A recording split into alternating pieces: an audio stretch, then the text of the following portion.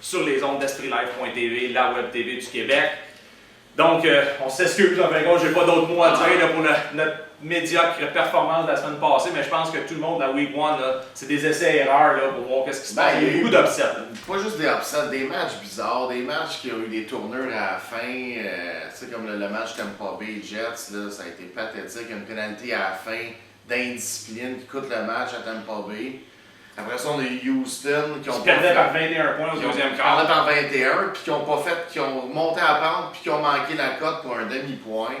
Tu sais, je veux dire. Puis moi, je reviens encore, là, quelque chose qui m'a fait mal aussi, c'est le duo Matt Ryan, Tony Gonzalez avec les Falcons d'Atlanta. Dans le Red Zone, là, la plupart du temps, ces deux gars-là, c'est 95% du temps, ça connecte. Là, ben, il y a eu une interception, un beau jeu là, du joueur des Saints de la Nouvelle-Orléans, mais ma cote rentrait quand même. Alors, on s'en excuse vraiment, mais là, on n'est pas là pour faire des excuses tout le long de l'émission, on est là pour faire gagner de l'argent, puis on va commencer ça direct là aussi, avec nos Browns. Ce qu'il faut faire comprendre au monde, c'est que le spread, oui, tu gagnes un petit peu plus. Quand tu vas plus safe avec la money line, tu vas beaucoup plus rentrer des choix. Comme pour la money line, donne un exemple, nous autres, on fait notre pool là, sur Pool Host. Puis, j'étais 14 en 16 la semaine passée pour les pick'ems. Les pick'ems, ça veut dire que tu choisis les équipes. Ouais, c'est plus facile. Là. Donc, tu fais moins d'argent, mais c'est plus facile. Ben oui, juste choisir un gagnant, c'est plus facile parce que les spreads, il peut arriver des petits incidents, des petits jeux qui fait que tu rentres pas dans les spreads, mais en tout cas. On va y aller à l'instant même avec nos Browns pick. On laisse la semaine de week derrière nous autres. On entame ça du positif. Définitivement. On va avec des choix gagnants. Là, cette semaine, moi je vais y aller avec les Lions sur l'Arizona. Premièrement, la cote, 1,5 points, c'est très beau. On s'entend, c'est que c'est une très très belle cote. Puis les Lions, la semaine passée, ils m'ont quand même impressionné parce qu'ils ont battu les Vikings. Les Vikings, ils sont surprenants. C'est une jeune équipe, mais ils ont des bons éléments, puis ils ont une bonne défensive. Puis un gars comme AP, là, ça va percer les défensives. On s'entend, c'est juste lui qui est capable de faire les jeux dans cette équipe-là. Puis il y a un vieux gars comme Jarrett Allen en défensive. Non, mais ils ont quand même des pas pires gars en défensive. C'est pas une mauvaise équipe, mais regarde, Lyon, la semaine passée, ils ont été quelque chose. Reggie Bush, 90 verges au sol, 100 verges par la passe. Mais Gottschall n'a rien fait, il y a eu 37 verges total, puis ils ont quand même fait 34 points. Matthew Stafford, il a amené son équipe à la victoire. Non, très belle victoire. Là. Joey Bell aussi a fait l'autre running back. Là, ces deux, dans le fond, c'est Reggie Bush et Joey Bell qui split le job, puis ils ont fait les deux des très belles journées. Fait que selon moi, là. Contre les Cards d'Arizona, même qui nous ont surpris, Carson Palmer connaît quand même un bon début de saison. Ils ont quand même choqué, là, ils gagnaient de, je pense, 10 points contre les Rams, puis les Rams ont réussi à venir les chercher. Fait que, mais ils ont l'air connectés, Carson Palmer puis Larry Fitzgerald. Je pense que Larry Fitzgerald, il a pas lu le Kurt Warrior un peu, peut-être pas tant que ça, mais ça lui fait du bien de voir un bon QB comme ça. N'importe qui connecterait avec Fitzgerald, le mot qui serait capable d'en plugger dans les mains aussi. Là, je veux dire, c'est pas.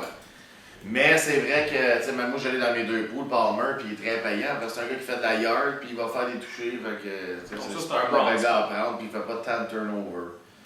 Fait que mon Brown cette semaine, je vais avec Detroit, là, juste à cause des, je te disais, là, des statistiques, là, pour 2 points là, contre Arizona, je dis Detroit c'est un très bon pick à prendre.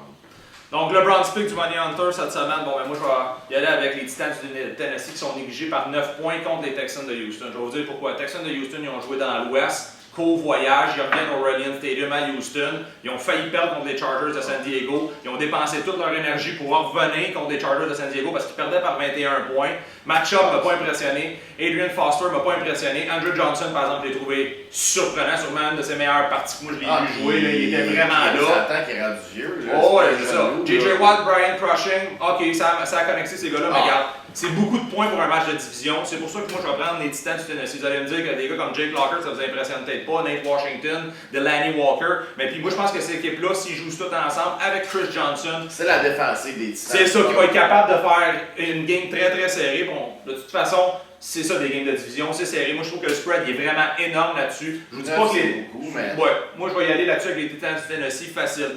Puis deuxièmement, je vais vous dire de quoi, là, le rushing yard des games entre les Titans et les Texans sont pas mal similaires. Il y en a un des Titans qui fait 112 verges en moyenne par course, puis il y a 120 verges pour les Texans. Pas par course, par game, excusez-moi. 112 verges par course. Non, ça serait gros, là, ouais. Les first down dans tous les shots. Puis en plus de ça, la semaine passée, les Titans ils ont quand même tenu les Steelers de Pittsburgh à juste 9 points. Fait que moi, j'ai trouvé ça extraordinaire. Ouais, mais c'est quand même très Steelers, puis tu sais, moi, je suis capable d'avouer, c'est mon équipe, là, puis je veux dirais que les Steelers ont très très mal joué. Ils n'ont pas capitalisé sur les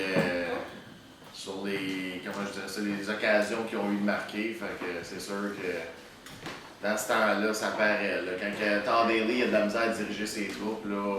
Fait que le Browns pick du Money Hunter cette semaine, c'est les Titans de Tennessee plus 9 points.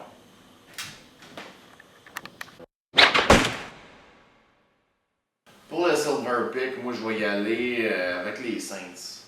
Les Saints contre justement les Bucks qu'on parlait plus tôt. Là,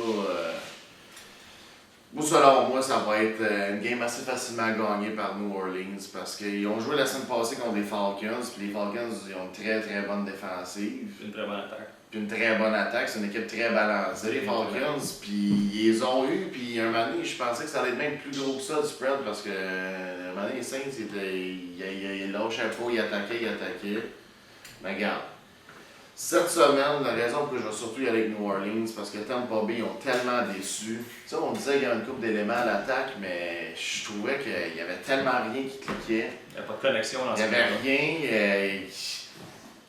Freeman, je sais pas qu'est-ce qui se passe avec ce gars-là.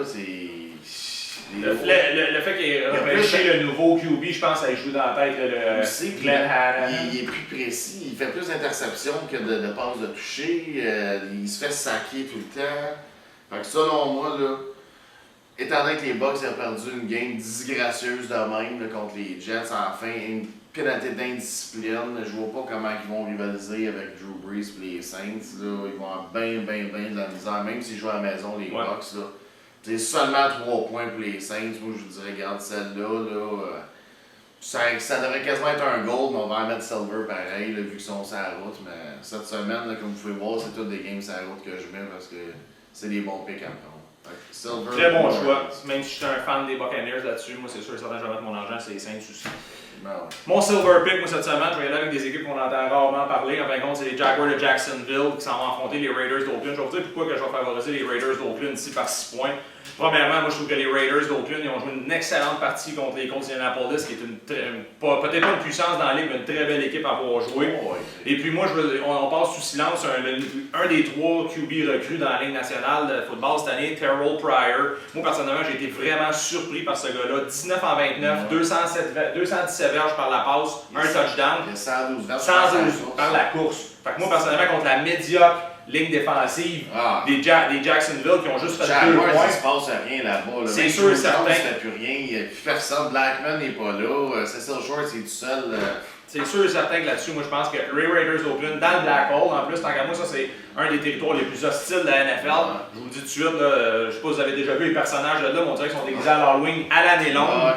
Fait que moi, personnellement, là, j'y vais avec les Raiders d'Oakland, favoris par 6 points. Comme tu as dit, en plus de ça, Blaine Gabbert, c'est pas lui qui va lancer, c'est Chad Henne. Ils ont failli battre les Colts, regarde, contre la pire équipe de la Ligue, selon moi. Très beau silver pick, surtout qu'ils n'ont même pas été capables de faire un point. Ils ont fait un safety, en fin de compte, des Jags de Jacksonville. Là, un safety. Si on s'entend, ça veut rien dire ça dans la NFL. Fait que là, je vous dis, mon silver pick, facile, Raiders d'Oakland, par 6 points, à Oakland, je crois que ça va passer.